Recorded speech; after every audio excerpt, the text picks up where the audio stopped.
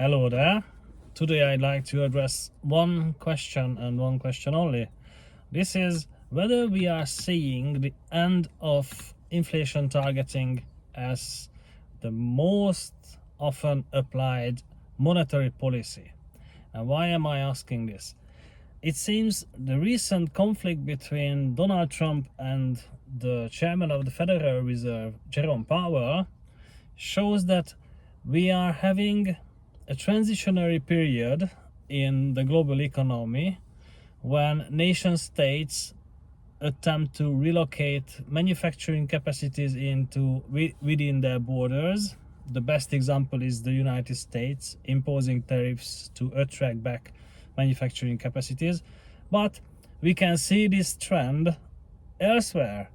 Europe attempts to secure its own energy supply and also its food production.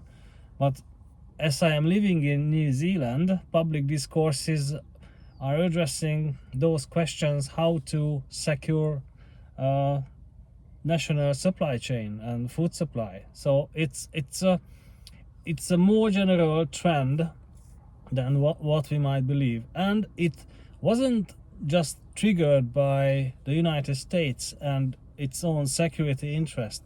No, during COVID, retail chains already started arranging their supply chains not for the just-in-time method and approach, but because supply chains could be vulnerable to external shocks. They wanted to transition to another approach, which is the just-in-case approach. This eventually leads to higher storage costs, and that will increase grocery prices as well. So the time is not short while manufacturing capacities relocate back to Western countries. It's gonna take at least 3 or 5 years. But eventually, when this process ends, we will see higher production costs and higher prices as well.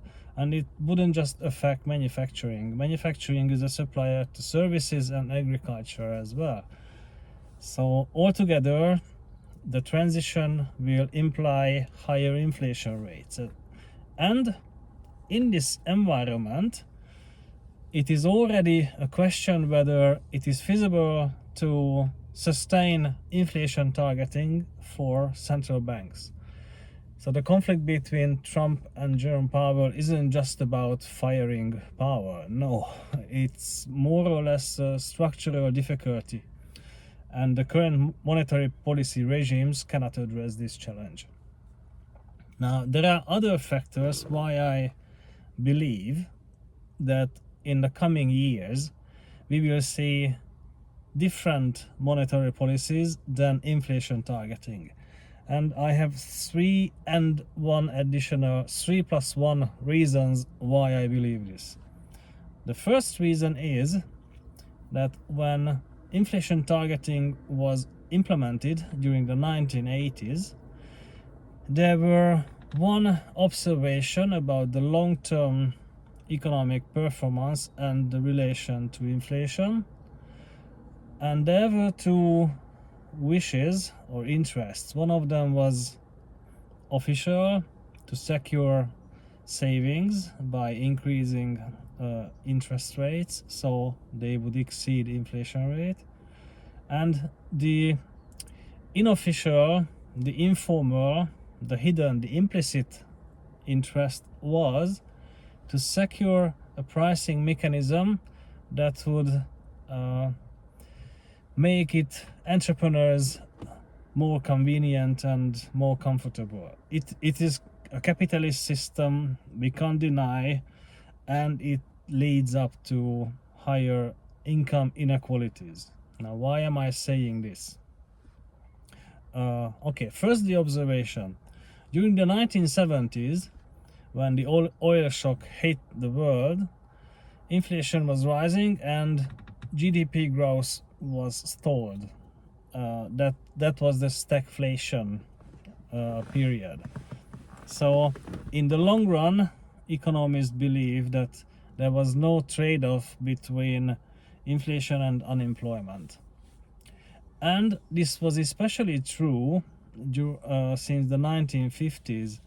And inflation was high. However, the reconstruction works could still create GDP growth. But this ended after 1973, when Arabic countries increased the price of oil. And okay, after the 1980s, societies didn't want inflation. Fair enough. And in this period, since 1950, we could see negative real interest rates, which meant that inflation rates typically exceeded the common interest rate on bank deposits. This deflated the value of savings, and the official wish by societies was to secure savings, so inflation will not wipe them out. Okay, the third one, to create a mechanism when pricing secures the interests of entrepreneurs, is an exciting one. We need to go into details of this and how it results in income inequalities. Let's say there is a product whose price is $400, and the constitution of the cost is $100 personnel cost, wages and salaries, $100 material costs, energy, raw material, contractors, whatever, $100 depreciation, the investment should be replaced after a time, and there is $100 profit component. Now, if, let's say, inflation is 5%, employers usually agree to 5% wage and salary increases. And in exchange, they have to promise that they will increase product prices only by 5%. Now, let's see how this changes the cost breakdown of the product I mentioned before.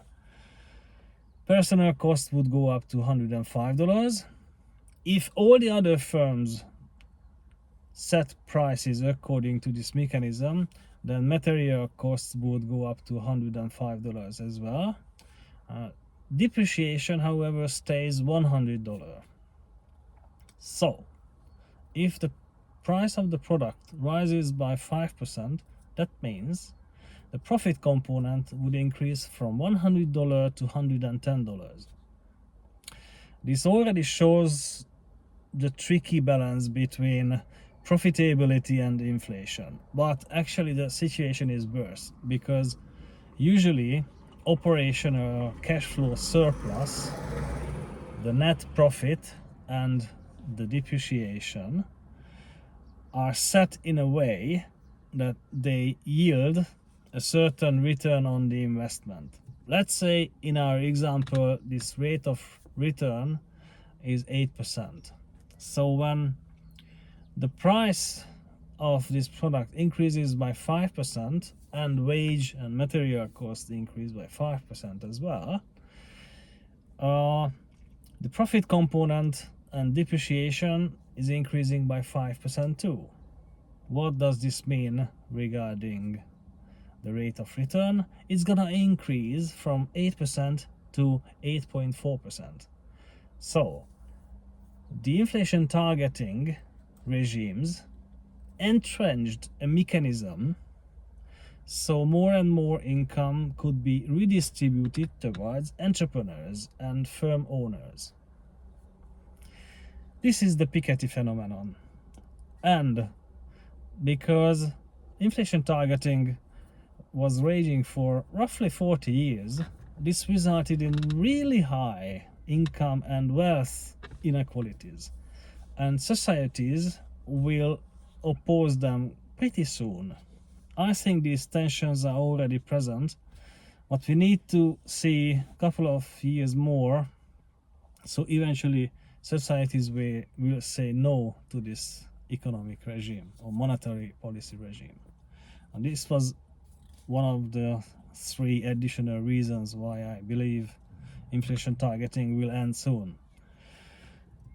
The second one, or the third reason altogether, is that monetary policy is not really responsible for inflation, or it's not its core responsibility to keep inflation at a low level.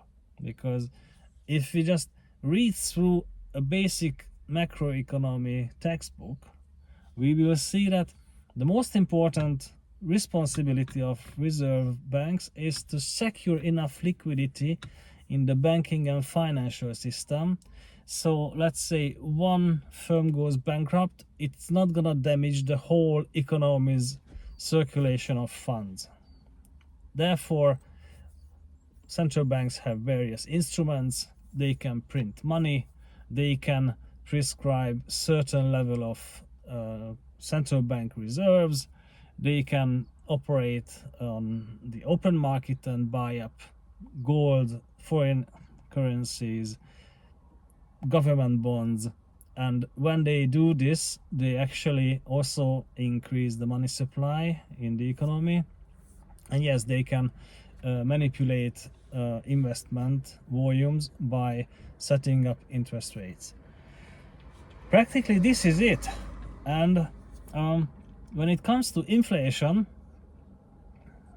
the core responsibilities do not include keeping inflation at bay.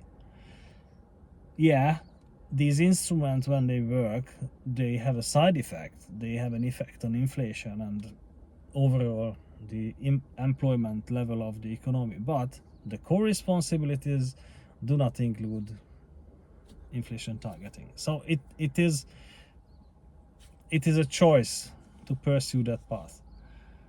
And fourth, finally, I would say that there are various types of inflation what is not feasible to control.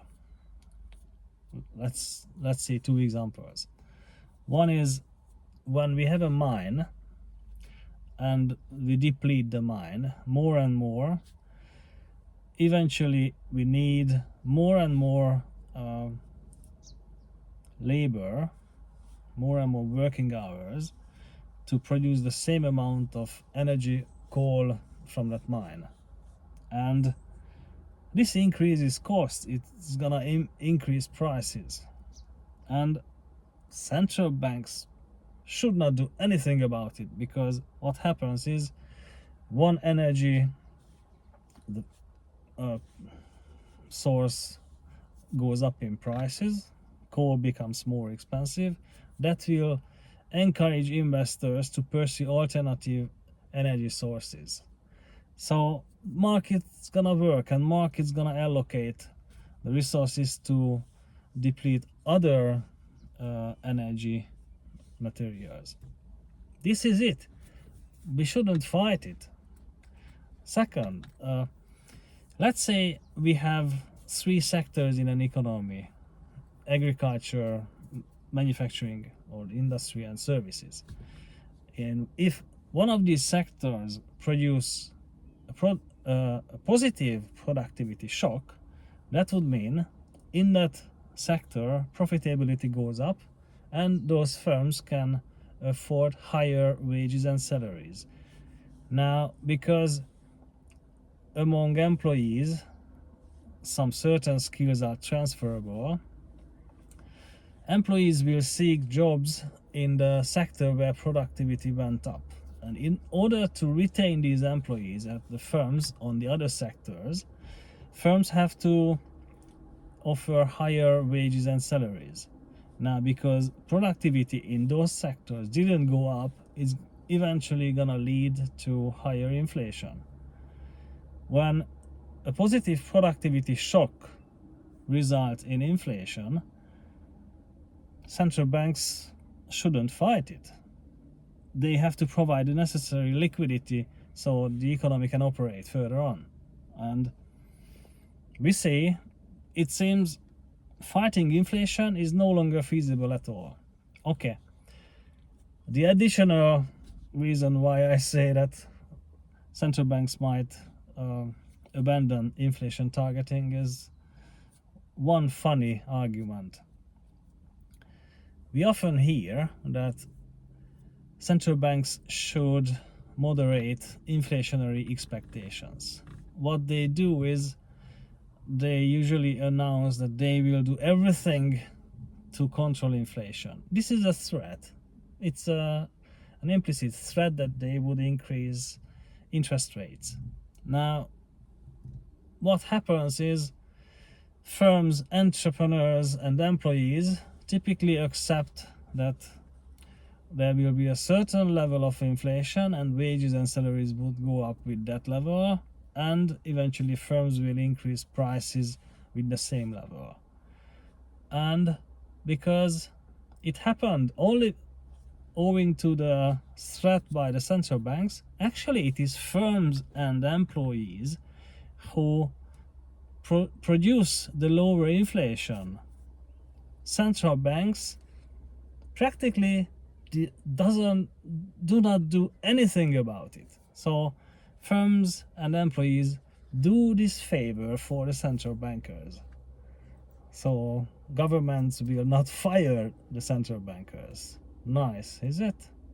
Someone else's work results in profit for the central bankers. Okay. I think that these are enough to abandon these kind of monetary policy regimes. Now, what comes after will be an interesting question. I am not yet sure what's gonna happen, especially because countries might return back to fixed exchange rates, and if fixed currency rates will take place, that would increase the room to maneuver for central banks, and I'm not so sure if that's going to be a more effective global economy. We'll see. Within a decade, we will see the change of monetary policy. Thank you for your attention today, and let me know what you think. Bye bye.